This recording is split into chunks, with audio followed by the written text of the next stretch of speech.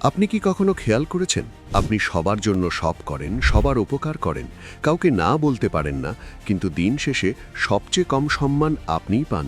এই ভিডিওটা শেষ পর্যন্ত দেখলে আপনি 3টি জিনিস শিখবেন যা আপনার চিন্তা ভাবনা, আপনার কাজ করার ধরন এবং আপনার ভবিষ্যৎ বদলে দিতে পারে। মানুষ কেন আপনাকে সস্তা ভাবে, কিভাবে নিজের সম্মান ফিরিয়ে আনবেন, আর কিভাবে আপনি নিজের জীবনের নিয়ন্ত্রণ নিজের হাতে নেবেন, আজ আমরা সেটাই জানব। একটু ভেবে দেখুন, অফিসে আপনি সবচেয়ে বেশি খাটেন কিন্তু প্রমোশন পায় অন্য কেউ। বন্ধুদের আড্ডায় আপনার কথার কোনো দাম নেই, আপনাকে সবাই মজা করার পাত্র ভাবে। আপনি ভাবেন ভালো মানুষ হলে সবাই ভালোবাসবে, কিন্তু সত্যিটা একটু অস্বস্তিকর।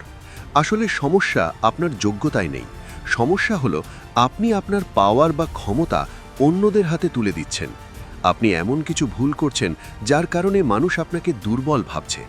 চলুন জেনে নিই সেই ভুলগুলো কি আর কিভাবে তা ঠিক করবেন। প্রথম নিয়ম, প্রয়োজনের চেয়ে কম কথা বলুন। আমরা অনেকেই ভাবি বেশি কথা বললে মানুষ আমাকে স্মার্ট ভাববে, কিন্তু সত্যিটা হলো আপনি যত বেশি কথা বলবেন আপনার ভুল করার সম্ভাবনা তত বাড়বে, আপনার রহস্য শেষ হয়ে যায়। আড্ডায় বা মিটিংয়ে যে বেশি বকবক করে তার কথার কোনো দাম থাকে না, আর যে চুপচাপ শোনে এবং শেষে একটা দামি কথা বলে সবাই তাকে নোটিস করে। বাস্তবে কিভাবে প্রয়োগ করবেন? আজ থেকে মানুষের সামনে নিজের সব প্ল্যান বলা বন্ধ করুন। কেউ কিছু জিজ্ঞেস করলে ছোট করে টু দ্য পয়েন্ট উত্তর দিন। আপনার নীরবতা মানুষকে আপনার প্রতি আগ্রহী করে তুলবে। যদি এই কথাটা আপনার ভাবনায় সামান্য নাড়াও দিয়ে থাকে, তাহলে এখনই লার্ন টু রাইজ চ্যানেলটি সাবস্ক্রাইব করুন, কারণ আসল সত্যিটা এখনও বাকি। দ্বিতীয় নিয়ম, সম্মান বাড়াতে নিজের অনুপস্থিতি ব্যবহার করুন। অর্থনীতির একটা খুব সহজ নিয়ম হলো, যে জিনিস যত বেশি পাওয়া যায় তার দাম তত কম। আপনি যদি সবার জন্য সব সময় অ্যাভেলেবল থাকেন, তাহলে আপনার কোনো ভ্যালু থাকবে না। কেউ ডাকলেই আপনি নিজের কাজ ফেলে দৌড়ে যান, আপনি ভাবেন এতে সম্পর্ক ভালো হবে, কিন্তু উল্টো তারা আপনাকে ফ্রি বা বেকার ভাবতে শুরু করে। বাস্তবে কিভাবে প্রয়োগ করবেন? মাঝে মাঝে না বলতে শিখুন। সব আড্ডায় বা সব জায়গায় যাবেন না, একটু দূরত্ব বজায় রাখুন। দেখবেন মানুষ আপনাকে মিস করবে এবং আপনার সময়কে সম্মান করতে শুরু করবে। কিন্তু আসল সমস্যাটা এখানেই না, আরও বড় একটা বিষয় আছে। আমরা কথায় কথায় মানুষের সাথে তর্কে জড়িয়ে পড়ি। তাই তৃতীয় নিয়ম, তর্কের মাধ্যমে নয়, কাজের মাধ্যমে জিতুন। তর্ক করে কখনো কারো মত বদলানো যায় না। তর্কে জিতলে আপনার ইগো জেতে ঠিকই, কিন্তু সম্পর্ক চিরকালের জন্য নষ্ট হয়। অফিসে বসের সাথে বা পরিবারের কারো সাথে তর্ক করে আপনি হয়তো সাময়িক তৃপ্তি পান, কিন্তু পরে তারাই আপনার ক্ষতি করার সুযোগ খোঁজে। বাস্তবে কিভাবে প্রয়োগ করবেন? আজ থেকে প্রমাণ করার চেষ্টা বন্ধ করুন।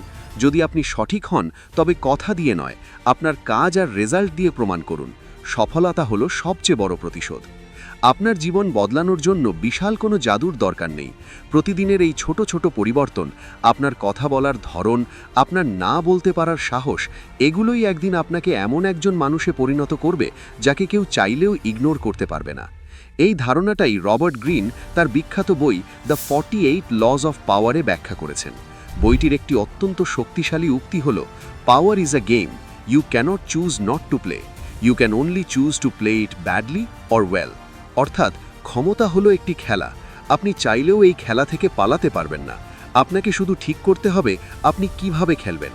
আপনি যদি পুরো বইটা বাংলায় পড়তে চান, তাহলে তার লিঙ্ক আমি ডেসক্রিপশনে দিয়ে দিয়েছি। চলুন দ্রুত মনে করি। 1. প্রয়োজনের চেয়ে কম কথা বলুন। 2. সম্মান বাড়াতে সব সময় অ্যাভেলেবল থাকবেন না। 3. তর্ক করে নয়, কাজ দিয়ে জবাব দিন। শেষে একটা বোনাস সত্যি, অতিরিক্ত ভালো মানুষ হওয়ার মানে এই নয় যে আপনি দুর্বল, কিন্তু আপনার ভালো মানুষই যেন কেউ দুর্বলতা হিসাবে ব্যবহার করতে না পারে, সেই দেওয়ালটা আপনাকে নিজেকেই তুলতে হবে। আপনার জীবনের সবচেয়ে বড় অজুহাতটা কি? কেন আপনি এখনও অন্যদের কথায় নিজের জীবন চালাচ্ছেন? কমেন্টে আমাকে জানান, হয়তো সেটাই আপনার পাহাড়। আর এমন জীবন বদলানো ভিডিও পেতে এখনই লার্ন টু রাইজ চ্যানেলটি সাবস্ক্রাইব করুন।